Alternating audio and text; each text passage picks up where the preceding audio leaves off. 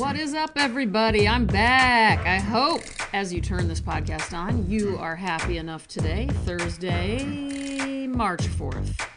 It's about 5:43 and 20 seconds p.m. I hope you're happy. I hope you're inspired. I know you're organized. I know you're thoughtful. I know you're well rested. I know you're eating right. I know you're drinking plenty of water. I guess I'm just psychotically telling you things you are, even though I have no clue how most of you are doing right this second. Although I will say that every time I hear back from you guys about any of the questions I ask you, you are always doing way better than one might expect. You're definitely doing better than me. Pretty much all of you. All of you are doing better than me. And I'm doing pretty all right. But yeah, I've noticed when I say things like, on a scale of 1 to 10, how happy is your heart right now? You guys average a 7, 8, 9 on those types of inquiries always, which I find to be incredible. I rarely hear back from any of the Me Reading Stuff listeners saying they're miserable. So that's a great thing. Yay for all of you and us. I'm glad you guys aren't miserable. Here's a question for you. Do I seem miserable? Yes or no? I hope not. I mean, I definitely have my moments of misery still, for sure, and I'm sure I share those moments with you guys, but overall, I hope you guys sense my happiness. I have quite a lot of happiness these days, considering the state of the world anyway. I'd almost fear to go back to early episodes. You know, this is almost getting into 6-year territory here of me doing this, right? 6 or 7, I don't know. And I can't even imagine what I sound like. I mean, I didn't know what I was doing for a long time, but I went through a lot on here, probably. You know, some of it you guys didn't know about, a lot of it you did, and anyway, here I am, doing all right, about to tell you my recommendation corner. Recommendations. All right, guys. Number 1, I've got a recommendation. And by the way, I don't think it's a mystery, but just in case this isn't clear, I clearly don't have sponsorship of any kind. This isn't some, shout out so that I get money. I don't make any money off this podcast still to this day. I just love telling you guys the shit I love. So number 1, I'm sure you guys knew that, but I just felt like I better just say this just in case people think this is some like sponsor, like I'm some YouTuber or something. All right, this is the thing that I think I've never mentioned to you. My friend Erica told me about this at the beginning of quarantine. Game changer. Dash is the name of the brand. DASH, Rapid Egg Cooker. They're $20. They fit 6 eggs at any given time. You plug it in. You poke little holes in your eggs with a little device they give you. Not a device, just a little piece of plastic it looks like you could use a pin. You could use a push pin. But anyway, you stick a little hole in your egg, you put it in the egg maker, you click power on, and in, 4 or 5 minutes, you have hard-boiled eggs. And they are fantastic. Not only that, I'm going to play this for you. Actually, I wonder if I can play it right now. I recorded it just for you guys. At the very end, you can ask Damien also. Damien and I are obsessed with this noise. I don't know if you'll be able to hear it. Let me, you know what? Well, yeah, let me try this. Okay, here we go. You guys hear it? Yeah. That's right. Egg maker, everybody. So that's the egg maker hit that when the eggs are ready, boom, you get to listen to that. It's so much fun. No matter where we are in the house, we all come together at the Dash Rapid Egg Cooker and dance to that song. Let me make sure that wasn't too loud. Hold on. All right, that sounded good. Well, I hope that sold some Dash Rapid Egg Cookers to you guys because so for me, by the way, here's my ideal breakfast. I haven't been doing the English muffin part, but my ideal breakfast is 2 hard-boiled eggs. I eat like a little bit of the egg yolk, and that's not like for health reasons. I just love hard-boiled egg whites so much. When I'm frying eggs, I like the egg yolk too. But when I'm doing something like, this, anyway, and I just get a little, whatever my favorite seasoning of the moment is, like even if it's just a little salt or pepper. But lately I've been doing Tony Chachere's, just a little bit of that on the hard-boiled egg. I would love just a buttered English muffin and a banana, grapefruit, orange, something like that. So anyway, yeah, and if you want to quickly make yourself an egg salad sandwich, get your eggs in there, make it. It's so easy. I've always been totally fine with boiling my eggs for hard-boiled eggs. Not anymore. Now that I know about this thing, it really is probably one of the best kitchen items I've ever had. All right. What else do I recommend this week? Oh, on the same note, in the kitchen, have you guys ever tried, you guys may make fun of this, I don't know, but for when I make salmon, which I've been trying to eat a lot lately, Chef Paul Prudhomme's Magic Salmon Seasoning. Have you guys ever tried this? I feel like my parents started me on in this when I was like in high school. It's very cool. I love the color of the little shaker. You can find it in any grocery store, and it's very pink. It's a salmon-colored thing with his little face on it. It's so cute and so good. I recently looked at it and realized, oh, maybe this is the reason it's so good. It has a lot of sugar in it. Like, that's the number one ingredient. But it also has, mustard seeds and dill and all this stuff. Anyway, I love it for salmon. And for anything else, it's really good in chicken salad, egg salad, and regular salad with lettuce, whatever. So that is another thing. And I'd like to, I forgot to mention to you guys, well, number one, I'm sorry I wasn't here last week. I have no good excuse. I did have some health concerns going on last week, and I've had a lot of doctor appointments too, which I hadn't had any doctor appointments this whole quarantine, but all of a sudden I had 3 important ones, for my heart checkup, all of those kind of things. So anyway, I wasn't feeling great, and also I was just flat out so busy that I had to just. I know I said I would do it every Thursday, and I did do it every Thursday for a long time, but I needed to take I could not add one more thing.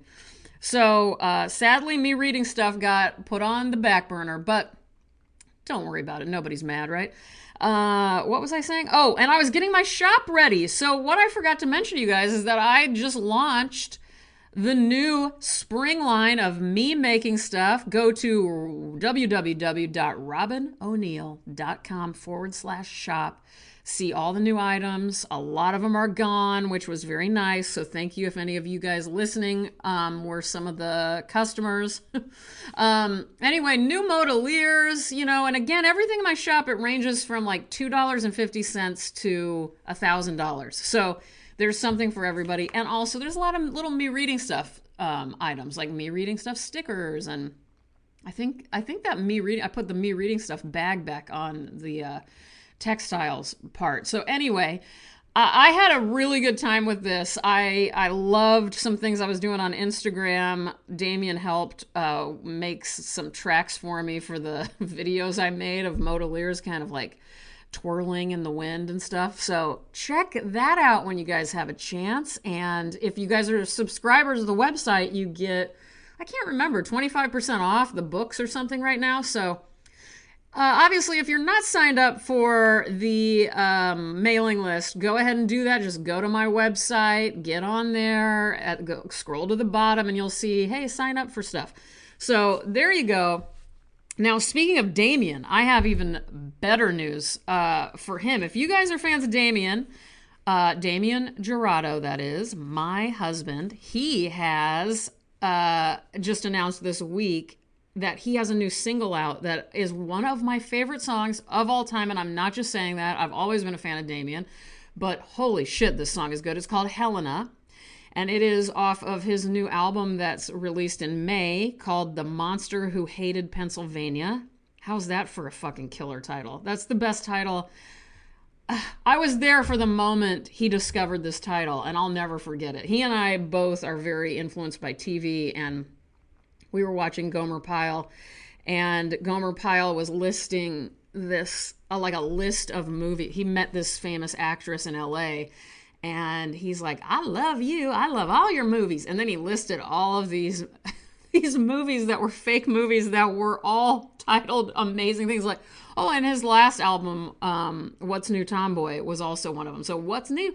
I loved What's New Tomboy. I loved The Monster Who Hated Pennsylvania. And I can't remember all the other ones. But anyway, immediately we looked at each other and I'm like, oh man, Gomer Pyle's more his show. So he gets the titles. And anyway, we wrote them down. I wrote them down for him really quick. And oh, I just love it. And I love the whole album. Sorry, I just got really loud. And Helena, please listen to it. You can go to Damien's YouTube and listen to that. You can listen to it on iTunes, Spotify, purchase it.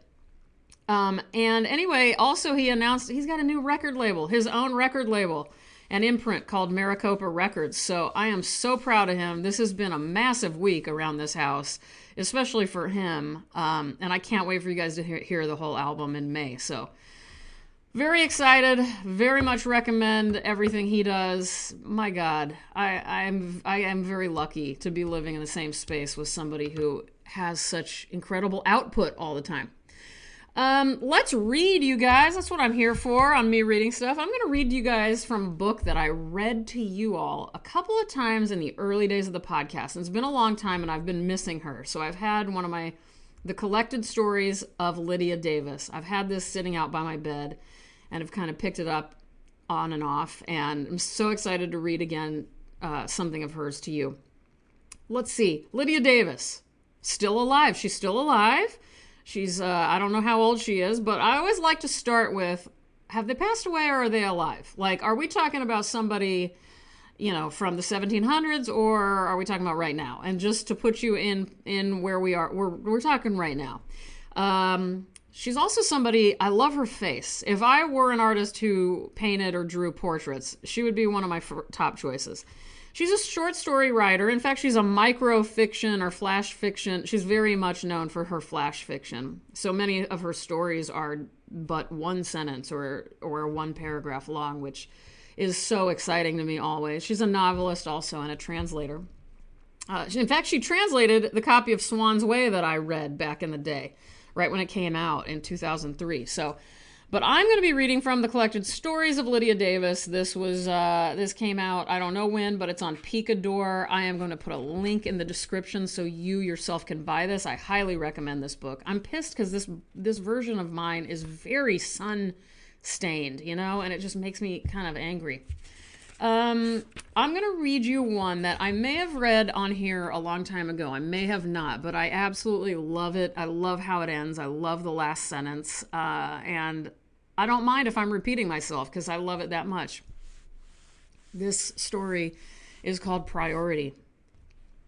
I hope you guys can hear the rain on my roof. It's raining again. That's me, not Lydia. Okay, back to the story. Priority. It should be so simple. You do what you can while he is awake, and then once he is asleep, you do what you can only do when he is asleep, beginning with the most important thing. But it's not so simple. You ask yourself, what is the most important thing? It should be easy to say which thing has priority and go and do it.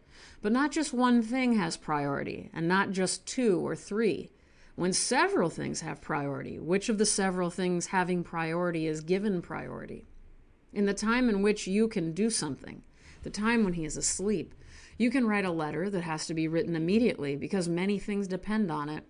And yet, if you write the letter, your plants will not get watered, and it is a very hot day. You have already put them out on the balcony, hoping the rain will water them. But this summer, it almost never rains. You have already taken them in from the balcony, hoping that if they are out of the wind, they will not have to be watered as often. But they will still have to be watered. And yet if you water the plants, you will not write the letter on which so much depends. You will also not tidy the kitchen and living room. And later you will become confused and cross because of the disorder. One counter is covered with shopping lists and pieces of glassware your husband bought at a liquidation sale. It should be simple enough to put the glassware away, but you can't put it away until you wash it. You can't wash it until the sink is clear of dirty dishes, and you can't wash the dishes until you empty the drain board. If you begin by emptying the drain board, you may not get any farther while he is asleep than washing the dishes. You may decide that the plants have priority in the end because they are alive. Then you may decide, since you must find a way of organizing your priorities, that all the living things in the house will have priority, starting with the youngest and smallest human being. That should be clear enough. But then, though you know exactly how to care for the mouse, the cat, and the plants, you are not sure how to give priority to the baby, the older boy, yourself, and your husband. It is certainly true that the larger and older the living thing is, the harder it is to know how to care for it. And that is it. It is a very, as plainly written as it is, it's a very emotional piece for me because I can't even explain how much I relate to this. Because I think you guys, if you've listened, you know I'm obsessed with trying to figure out how to get everything done all the time. And it's kind of all I think about. In fact, I think I have an addiction to it or something. So especially this part, when she's talking about the glassware that is sitting on the counter, and then it should be simple enough to put the glassware away, but you can't do that because you got to do this, and this first. I mean, I can't even tell you how aggravating that kind of stuff is for me and how upsetting it is and how seriously I take it. Oh my God, it drives me crazy just thinking about it. But obviously the heart of this short story and the beauty of it is that last line. It is certainly true that the larger and older the living thing is, the harder it is to know how to care for it. It's so, so, so beautiful to me. I hope you guys liked that. I like you. I know that. I like you guys. I love you guys. I think you're all fantastic and sweet and caring and generous and very interesting too. And as you guys have noted, you're very happy people, which is incredible. I'm going to ask you guys some questions as we roll out here. What makes you happiest lately? Speaking of all your happiness, what is it that makes you the happiest lately? If there's one thing, usually everyone has one thing at any given time, at least. So what's yours? If you want to list a few, go ahead. Mine right now, besides the obvious, like the loves of my life and my family and all of that, and my Frankie, my cat, I would say, as always, it's just TV. I don't know what I'd do without Bravo Housewives. I don't know what I'd do without Dallas. I don't know Dallas, the TV show. I don't know what the hell I would do without Young and the Restless. I gave up Bold and the Beautiful this week, you guys. Can you even believe that? As much as I've been talking about how much I love it. Oh, and back to, I don't know what I'd do without Lifetime movies. My God. I think I really would die if I had no access to Lifetime movies. I don't think I would make it. So God, let's hope they continue. Who's someone you hope you'll never see again after this quarantine is over? It's so weird because we're in such strict quarantine still, but I know that not everybody is still. It's such a weird, I keep thinking the whole world is still, but some of you guys are just having a normal life out there. I'm not talking about you guys in Texas. You know I have your backs there. I'm talking about other parts of the world really are doing okay. Some of them, anyway, from what I see online or on Instagram. Yeah, is there anybody you hope you'll never see again once quarantine is over? Or if you're not in quarantine, hey, who's somebody you never want to see again? Also, by the way, I gave up Facebook this week, so I'm only on Instagram and Twitter. ROBYN_ONEIL. Follow me on Instagram and Twitter. I'm mainly only on Instagram, though. Who's the first person you want to see when quarantine is over? Mine are, there's a few, but my parents are, it's obviously my mom and dad. I can't even fucking take another day without seeing my parents. It's going to make me insane. I'm about to just go. I can't take it anymore, you guys. Do I just go? Do I just go visit them? Everybody else seems to be traveling around. I haven't left this fucking house. I haven't slept anywhere but this house since this began a year ago. I have not gone out at all. So, oh my God. I can't even think about it. Next question. Who was the best dog you've ever known? Or if it's a current dog, you can say that too. I have very complicated feelings about this one. I'm not going to answer it. They're so complicated. What's your favorite section at an office supply store, guys? Mine?